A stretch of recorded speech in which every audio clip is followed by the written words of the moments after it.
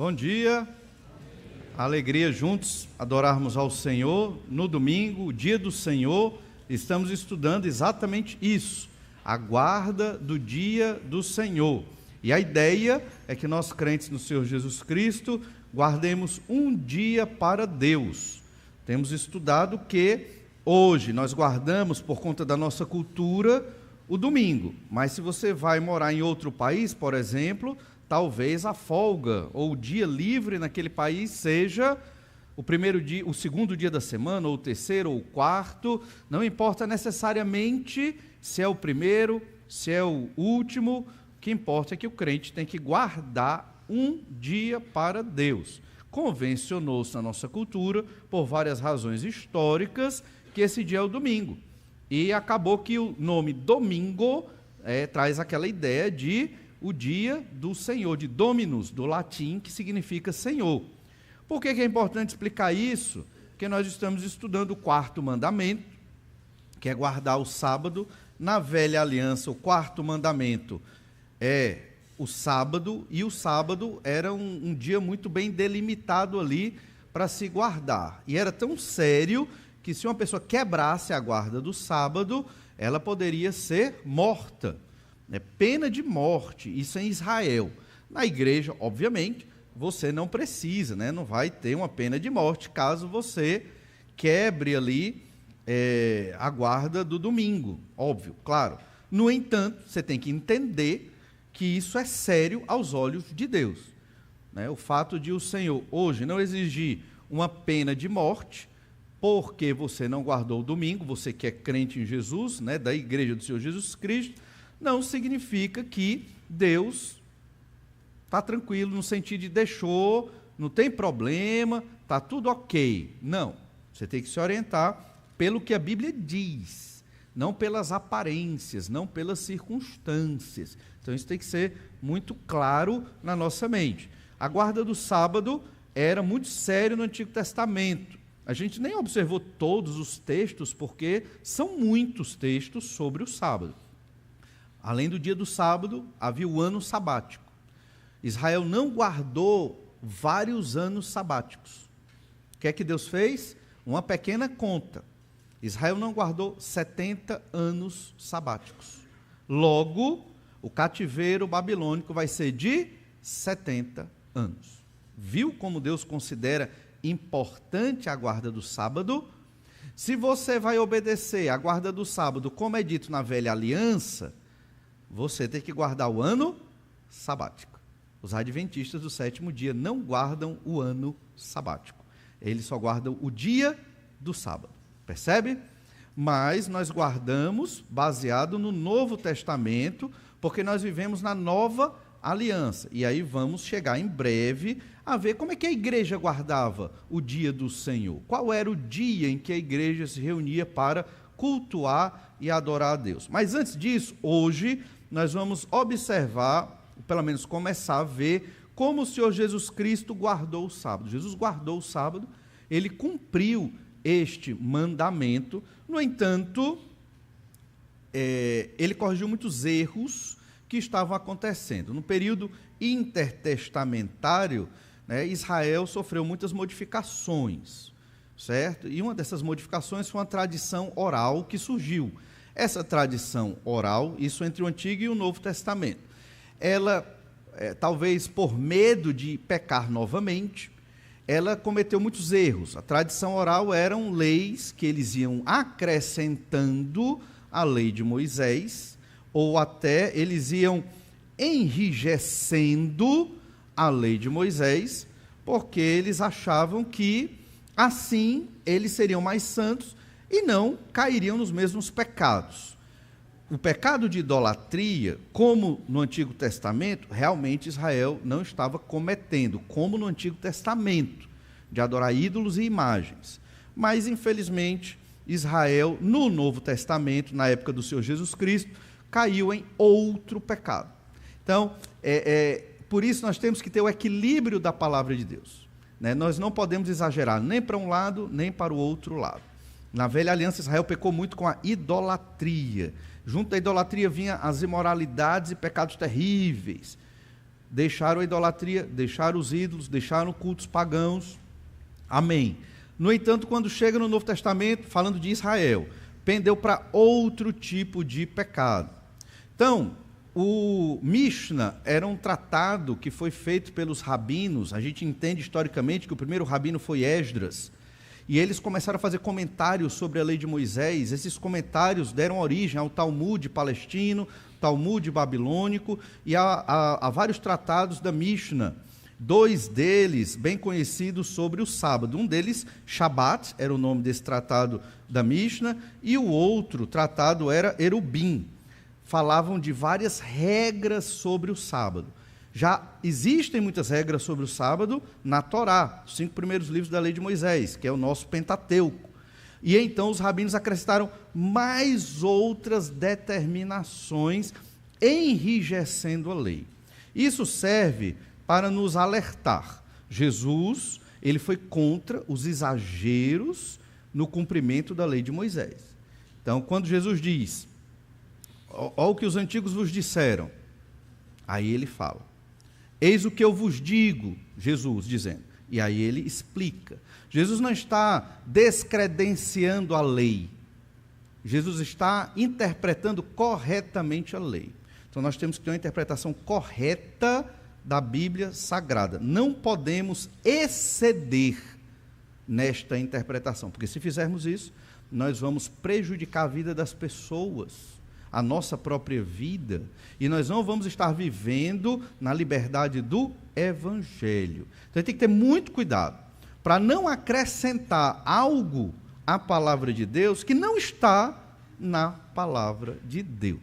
Temos que nos ater ao que está na palavra de Deus. E o resto, a gente pode entender como talvez um princípio para a sua vida pessoal, se você quiser, evitar alguns erros, mas você não deve colocar isso como lei, como regra, como o princípio da verdade. Por quê? Não está na Bíblia. Temos que ter muito cuidado com isso. Esse não é um erro dos crentes mais progressistas. Esse é um erro dos crentes conservadores, que somos nós.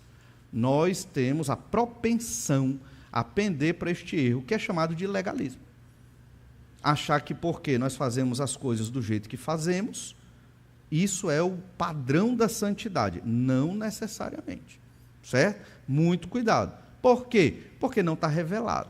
Percebe? Não estou dizendo que necessariamente é ruim, mas estou dizendo que não está revelado. Se não está revelado na Bíblia, então eu não posso colocar como um padrão de autoridade dada por Deus. Princípios existem. Princípios são, cabe muita coisa dentro dos princípios que a gente observa na Bíblia Sagrada.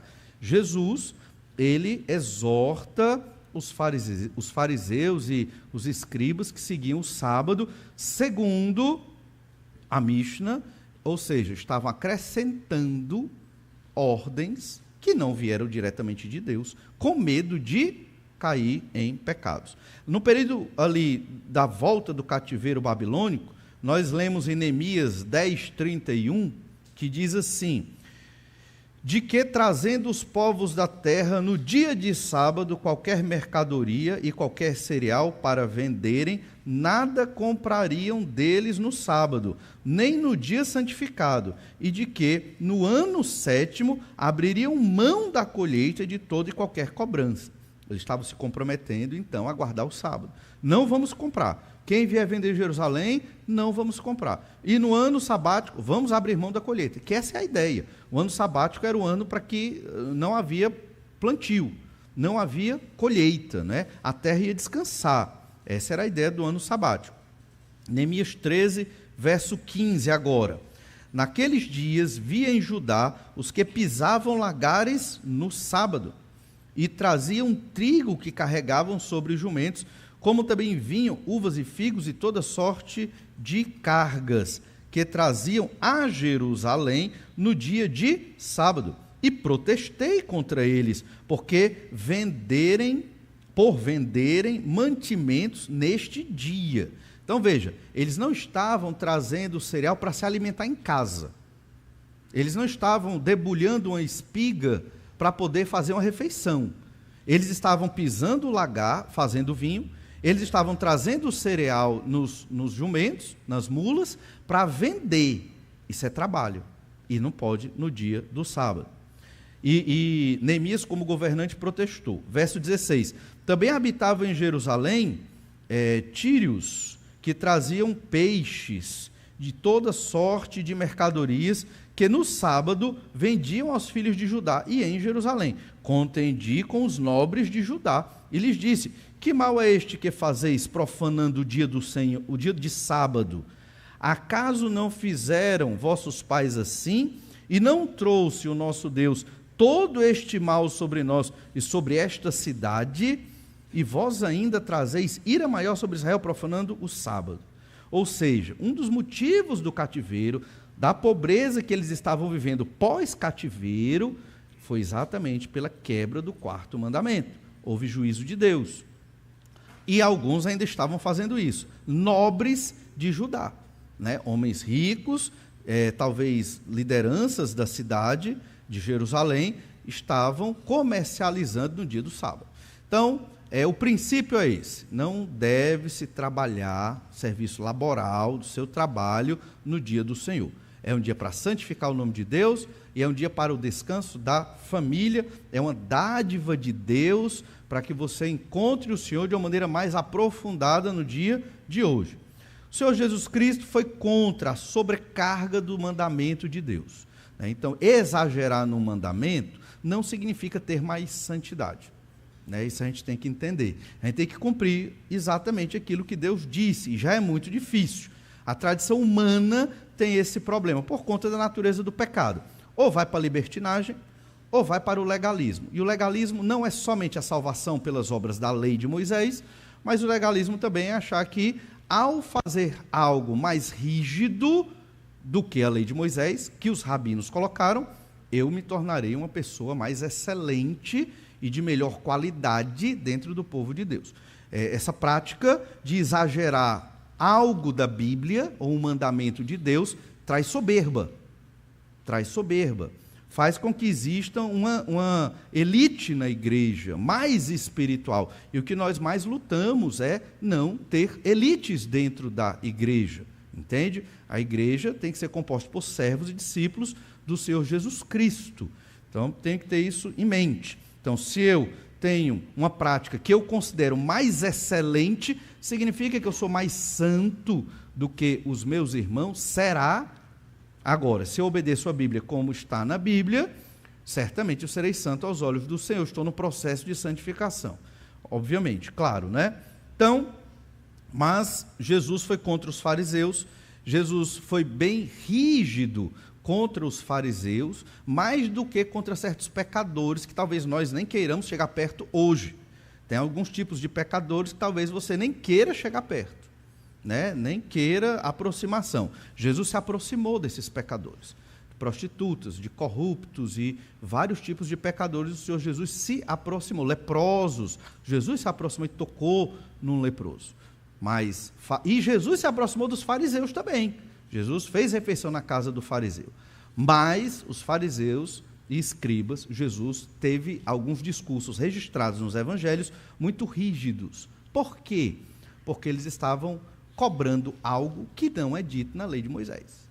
Então, quando nós hoje cobramos algo dos crentes que não está na Bíblia, mas é porque nós achamos melhor, então nós podemos cometer o mesmo erro dos fariseus, dos hipócritas, dos escribas que Jesus condenou. Em Marcos capítulo 2, verso 28, nós lemos assim: de sorte que o Filho do Homem é Senhor também do sábado. Então o sábado é de Deus, Deus é o dono do sábado, Jesus é Deus, Ele é o Senhor do sábado. Por que Jesus está dizendo isso? Por que Jesus está dizendo isso? Porque Ele criou a instituição do sábado. Ele é a pessoa mais adequada para explicar como guardar o dia do Senhor. E é o que ele está fazendo aqui. Ele está nos evangelhos explicando como vocês devem guardar o dia do Senhor. O Senhor Jesus, ele cumpria a lei do sábado e os mandamentos do Antigo Testamento além de ensinar nas sinagogas. Então, claramente, na sinagoga ia lá Jesus, pregava no dia do sábado. Lá em Lucas 4, 16 e 17, nós lemos: indo para Nazaré, Lucas 4, 16 e 17, onde fora criado, entrou no sábado, na sinagoga, segundo o seu costume, levantou-se para ler. Então, Jesus, ele ia para a sinagoga no sábado, que era a obrigação, né, dos judeus naquele período da guarda do sábado, incluía ir na sinagoga. O que era a sinagoga? Foi uma escola criada no período intertestamentário, entre os dois testamentos, Antigo e Novo, para poder manter preservado o ensino da palavra de Deus, da Torá principalmente, e dos profetas, porque o mundo grego estava se expandindo enormemente, né, o período de helenização, então ficou-se, os hebreus, os israelitas ficaram preocupados, nossa cultura vai sumir, ninguém mais vai saber estudar a palavra de Deus, então vamos criar as sinagogas. Basicamente, essa é a história. E as sinagogas se difundiram, onde tinha 10, 12 judeus, abria-se uma sinagoga ali, e Paulo usou as sinagogas como ponte de apoio para a proclamação do evangelho e plantação de igrejas. Em João 15, 10, olha o que nós observamos: se guardardes os meus mandamentos, permanecereis no meu amor, assim como também eu tenho guardado os mandamentos de meu Pai, e no seu amor permaneço. Então, Jesus guardava os mandamentos do Senhor, inclusive o do sábado. Então, quando Jesus, ele fere os fariseus em vários sermões, discursos, porque eles estavam exagerando no sábado, é porque isso é verdade. E eles estavam pendendo para uma prática irregular. Obedecer a lei em excesso não é ser mais santo. Obedecer a lei com relaxamento, isso é pecado. E obedecer em excesso também é pecado. Então nós temos que obedecer o que é dito na palavra de Deus. Então é o equilíbrio, é o que todos nós devemos buscar. É fácil? Nem sempre, mas a ideia é esta, o equilíbrio. Por exemplo, eu quero ser um crente melhor, então eu vou guardar o sábado e o domingo, vou guardar a segunda também, porque se eu guardo um dia e sou santo, se eu guardo 3, eu sou triplamente santo. Matemática errada. Matemática errada. Estão entendendo? Então a gente tem que ter muito cuidado, porque nós podemos descompensar outras áreas da Escritura. É muito comum ver crentes extremamente dedicados na igreja, no prédio, aqui dentro, mas não são dedicados como maridos ou como esposa. Então, o que é que adianta guardar o domingo e quebrar outra parte da lei, né? Outro princípio da Escritura, que é não ser um cônjuge que ama o seu marido, a sua esposa. Percebe? Então, você tem que guardar o dia do Senhor e os outros também, os outros mandamentos, os outros princípios do Senhor. Então, não pense que só guardar o sábado é tudo, ou só guardar o domingo é tudo, e que se você exagerar nesse mandamento, você será mais santo. Não. Então, existem muitos que pendem para esse lado ritualista do culto, achando que isso nos faz santos. Não somente, certo? Então, o culto pode ser muito simples. O culto a Deus, na época da igreja perseguida, que é a igreja do Novo Testamento, não tinha tantos instrumentos, não tinha equipamento de som, não tinha o ar-condicionado, não tinha cadeira acolchoada, e era a igreja de Deus, certo? O culto era muito simples, havia cânticos, oração, pregação, acabou, era isso. Às vezes um testemunho ou outro, ou um relatório missionário, tinha também, quando os missionários iam na igreja, davam seus relatórios missionários, certo? Mas era um culto simples, simples na forma, certo? Simples na forma, mas poderia ser muito profundo na atitude dos crentes ali ao prestar um culto a Deus. Então nós temos que prezar por isso, um culto a Deus. Óbvio que a gente deve usar a nossa inteligência e os nossos recursos num culto a Deus, no dia do Senhor, para a glória de Deus. Não é pecado fazer isso, certo? No entanto, o pecado está no nosso coração, se eu acho que são estes recursos e estas habilidades é que fazem uma boa adoração a Deus.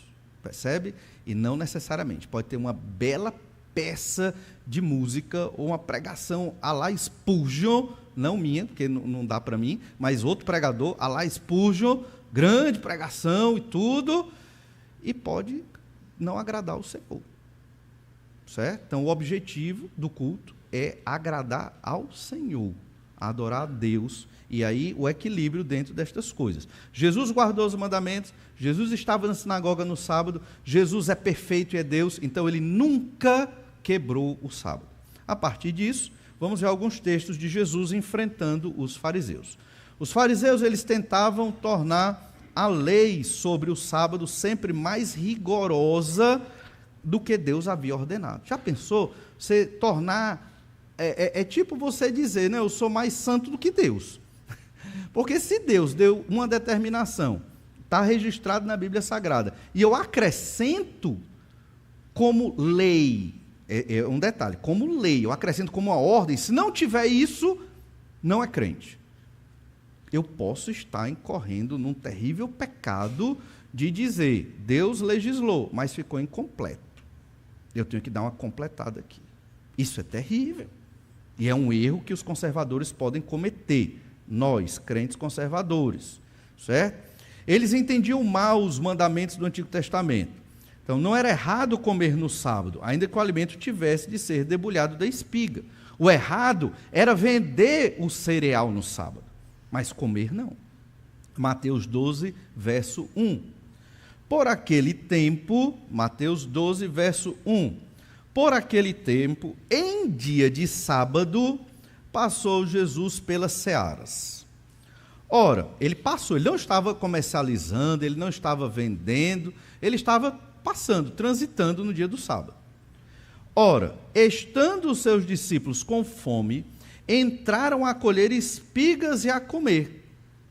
Havia uma lei que dizia que se você era um agricultor e plantava, né, espigas ali, de milho ou de outro cereal, você tinha que colher e deixar tantos por cento lá, na lavoura. Digamos, você colhia 90% do cereal e deixava 10% no pé, de boas espigas. Não só as ruins, boas. Por quê? Porque os pobres de Israel, que não tinham o que comer, eles iam lá colher e eles teriam que comer. A ideia é que nunca deveria ter pobreza em Israel. Está lá essa lei, né, na lei de Moisés. O que Jesus fez foi isso. Ele não estava vendendo nem comercializando, ele colheu espigas para comer. Então, isso não é trabalho, entende? É mais ou menos a ideia de algum irmão perguntou sobre ir no supermercado, né? E a ideia, e eu até falei isso na outra mensagem, não, você até pode ir no supermercado comprar uma comida para você comer. O que é complicado é você tirar toda uma tarde para fazer a feira do mês, aquela coisa que às vezes demora, né? Aí talvez prejudique o dia do Senhor. Mas se você vai comprar uma comida e fazer, não, entra mais ou menos aqui no que o Senhor Jesus está fazendo. Então a gente não deve enrijecer. O fariseu, ele tinha tanto medo de pecar, e por um lado isso era bom, que ele nem saía de casa. Ele nem saía de casa. Então um jumento ali caiu numa vala. Não, deixa morrer. Mas se o jumento for meu, não, eu vou lá tirar. Né? Se o jumento é meu, eu vou lá tirar. Então, assim, tem que ter o cuidado para não exagerar e ficar enfurnado em casa. Não, vou ficar em casa porque é o sábado, no caso, domingo, e se eu sair, eu posso pecar. Não é esse o princípio, certo? E então os fariseus, porém, verso 2, vendo isso, disseram-lhe, eis que os teus discípulos fazem o que não é lícito fazer em dia de sábado. Mas Jesus lhes disse, não lestes o que fez Davi quando ele e seus companheiros tiveram fome, como entrou na casa de Deus e comeram os pães da proposição, os quais não lhes era lícito comer, nem a ele, nem aos que com ele estavam, mas exclusivamente aos sacerdotes? Ou seja, Jesus está usando um argumento muito forte para rebater dois erros. Primeiro erro, os fariseus não consideravam Jesus o Messias e Deus.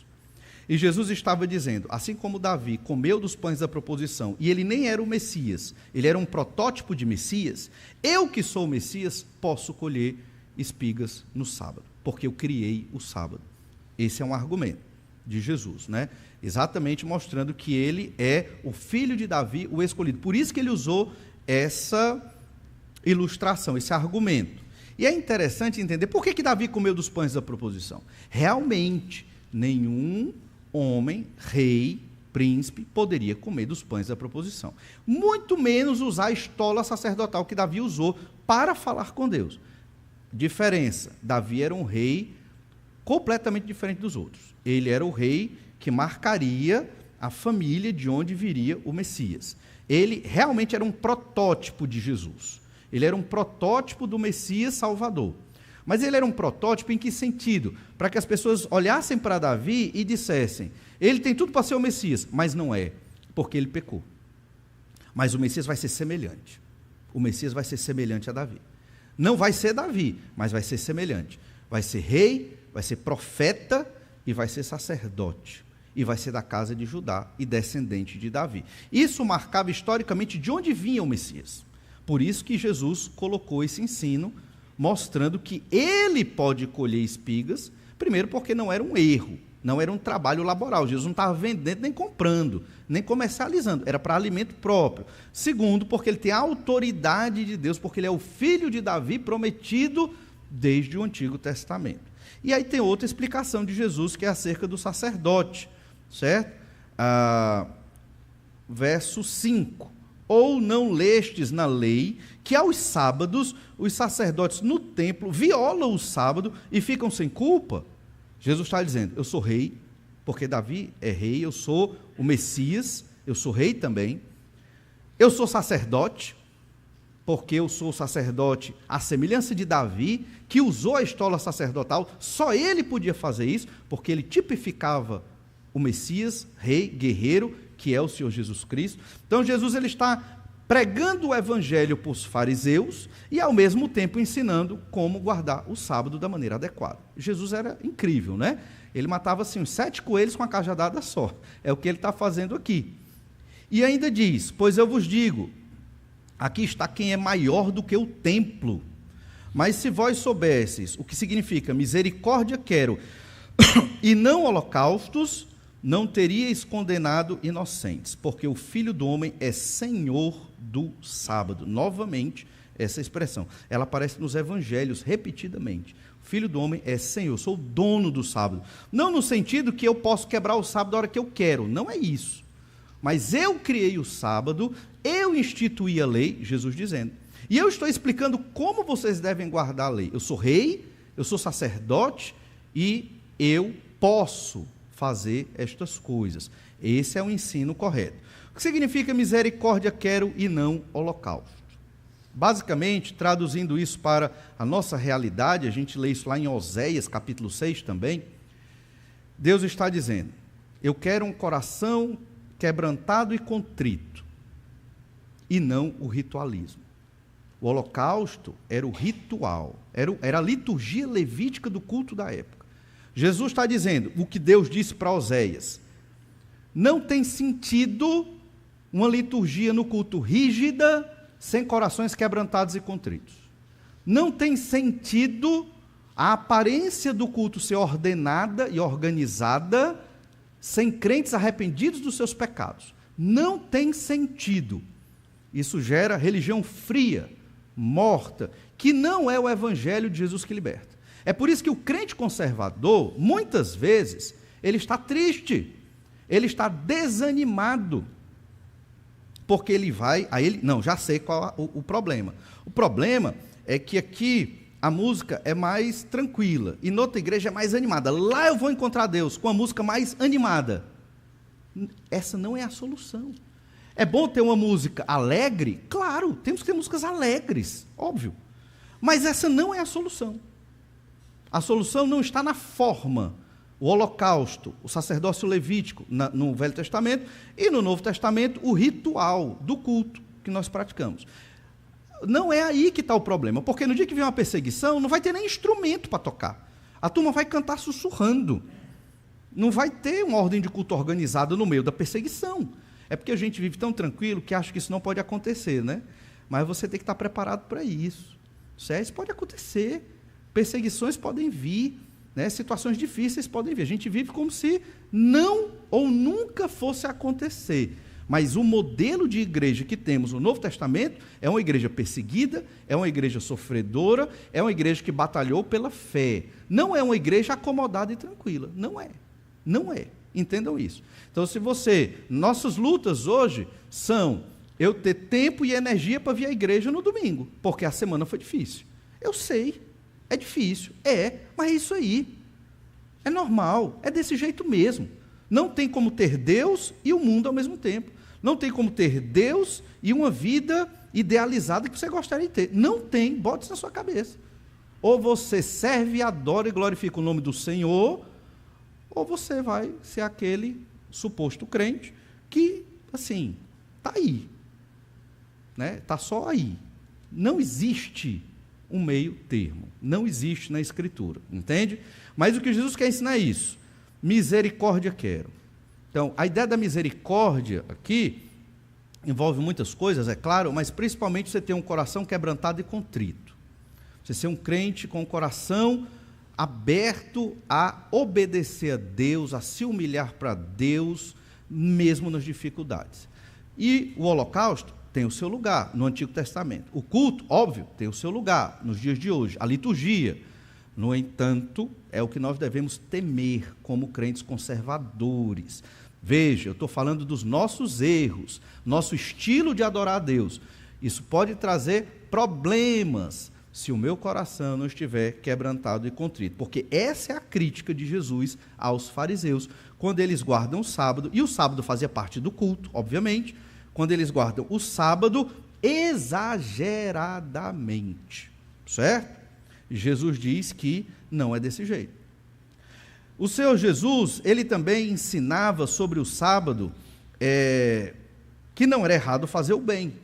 O fariseu, ele criou certas determinações, né, na Mishnah, onde a guarda do sábado se tornou opressiva, se tornou triste, entende? Se tornou algo ruim e não algo abençoador. Desde o começo, a gente repete pelos textos do Antigo Testamento, que guardar o sábado é abençoador, era um momento alegre, era um dia para dedicar ao Senhor, mas infelizmente isso não estava nos ensinos dos fariseus. Eles só se preocupavam em não pecar, não pecar, não pecar, está certo, eu tenho que me preocupar em não pecar, certíssimo.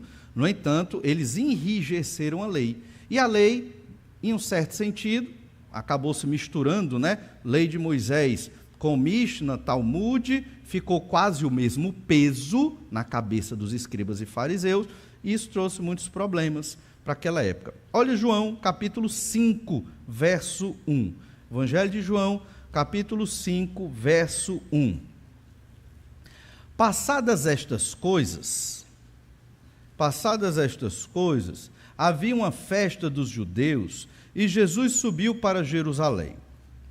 Ora, existe ali, junto à porta das ovelhas, um tanque, chamado em hebraico Betesda, o qual tem 5 pavilhões. Nestes jazia uma multidão de enfermos, cegos, coxos, paralíticos, esperando que se movessem a água, porquanto um anjo descia em certo tempo, e agitando-a, e o primeiro que entrava no tanque, uma vez agitada a água, sarava de qualquer doença que tivesse. Esse aqui é o pensamento da época daqueles enfermos, talvez mais um pensamento folclórico mesmo, mas está aqui registrado. Verso 5. Estava ali um homem enfermo, havia 38 anos. Jesus, vendo-o deitado e sabendo que estava assim há muito tempo, perguntou-lhe: queres ser curado? Respondeu-lhe o enfermo: Senhor, não tenho ninguém que me ponha no tanque quando a água é agitada, pois enquanto eu vou, desce outro antes de mim. Então lhe disse Jesus: levanta-te, toma o teu leito e anda. Imediatamente o homem se viu curado, e tomando o leito, pôs-se a andar, e aquele dia era sábado. Percebe a ênfase? E aquele dia era sábado. E aqui vem a reflexão: não se faz o bem no sábado? Para o fariseu, era pecado ajudar alguém no sábado. Era pecado curar alguém no sábado. Era pecado você fazer uma obra de auxílio a alguma pessoa no sábado. Entende? Como eles enrijeceram a lei. E então, verso 10. Por isso disseram os judeus ao que fora curado: hoje é sábado e não te é lícito carregar o leito. Está vendo? Ele foi curado. Você está pecando, está carregando sua cama. Era uma maca velha, não era uma cama grande. e ele carregou para ir para casa. Onde isso é pecado? Entende? Então, perceba o exagero da observância da lei ali pelos fariseus, os judeus aqui, né? Ao que ele respondeu, verso 11, ao que ele respondeu, o mesmo que me curou me disse, toma o teu leito e anda. Perguntaram-lhe eles, quem é o homem que te disse, toma o teu leito e anda? E aqui perdi o verso, toma o teu leito e anda. Mas o que fora curado não sabia quem era, porque Jesus se havia retirado por haver muita gente naquele lugar. Mais tarde, Jesus o encontrou no templo e lhe disse, olha que já estás curado, não peques mais, para que não te suceda coisa pior. O homem retirou-se e disse aos judeus que fora Jesus quem o havia curado. E os judeus perseguiam Jesus, porque fazia estas coisas no sábado. Estas coisas, que coisas? Curar. Entende? Enrijeceram a lei de modo tão terrível, que se Jesus ou alguém curasse outra pessoa no sábado, isso era pecado. Isso era pecado. Então nós temos que ter muito cuidado para não colocar regras que vão qualificar pessoas como crentes ou como santas que não estão na Bíblia. Essa é a grande questão, entende? Dá um exemplo. A partir de hoje, nossa igreja, todo homem tem que vir de gravata no culto. Qualquer culto. Todo homem tem que vir de gravata qualquer culto. Se não vier, gentil e publicano, vai ser levado para a assembleia e desligado. Era isso que os fariseus estavam fazendo. Você entende? É diferente de você dizer, todo homem desta igreja tem que se vestir de modo decente e adequado. Aí está certo. Tem que se vestir de modo decente e adequado. Aí é bíblico, está certo. Mas não impor uma regra de vestimenta. Entendem isso? Pois era isso que eles estavam fazendo de errado. Então, se nós colocamos normas rígidas e regras que definem quem é crente, quem é santo, e que não está na Bíblia, isso é pecado, isso é errado, isso é legalismo, certo? Isso não agrada a Deus. Então, mas ele lhes disse, meu pai trabalha, o verso 17, meu pai trabalha até agora, e eu trabalho também, por isso, pois, os judeus ainda mais procuravam matá-lo, porque não somente violava o sábado, mas também dizia que Deus era seu próprio pai, fazendo-se igual a Deus. Então veja, Jesus não violava o sábado. Isso aqui é o que estava na mente dos fariseus. Acabamos de ler João 15:10, que Jesus cumpria e guardava todos os mandamentos. E estava no sábado pregando lá na sinagoga, em vários momentos. Jesus não violava o sábado, mas para os judeus Jesus violava. Olha a expressão, verso 17, meu pai trabalha até agora e eu trabalho também. Isso aqui vai contra qual texto da Bíblia? Gênesis 2. Deus disse que trabalhou 6 dias na criação e descansou no sábado. Na verdade, Deus nunca descansou. Deus não descansa, porque Deus é o sustentador de tudo, é o Deus da providência.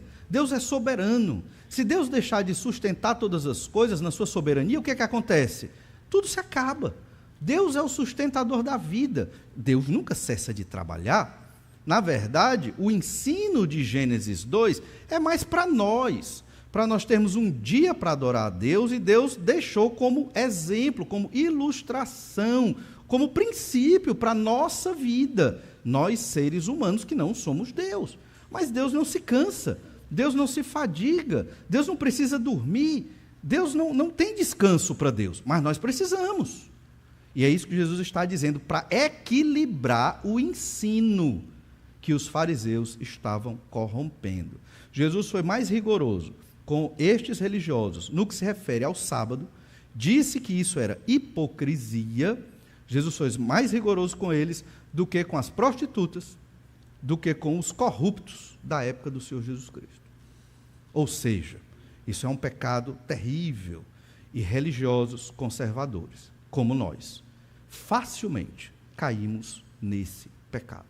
Temos que olhar para nós e investigar. Meu coração está quebrantado e contrito no dia do Senhor? Qual o sentido ser religioso e guardar piamente os rituais desta igreja, domingo de manhã, domingo à noite, que são bons, mas se ao longo da semana, ou até hoje mesmo, eu não procuro guardar os outros mandamentos e adorar o Senhor? Percebe? O Senhor Jesus Cristo, ele continua ensinando em vários textos sobre como guardar o dia do Senhor. Nós vamos observar, próximo domingo, outros ensinos de Jesus acerca do sábado. Por hoje é isso. Vamos orar, pedir que o Senhor nos abençoe e nos ajude a sermos equilibrados no ensino correto da Bíblia Sagrada. Vamos orar. Te agradecemos, ó Pai, pela Tua palavra lida. Ajuda-nos a viver de maneira coerente e correta com o Senhor. Capacita-nos a termos a sabedoria e o equilíbrio para jamais cometer o erro que os fariseus e escribas da época de Jesus cometeram, de impor algo que não está na Tua palavra. Dá-nos equilíbrio, sabedoria, entendimento e um coração misericordioso e contrito. É o que nós pedimos em nome de Jesus. Amém.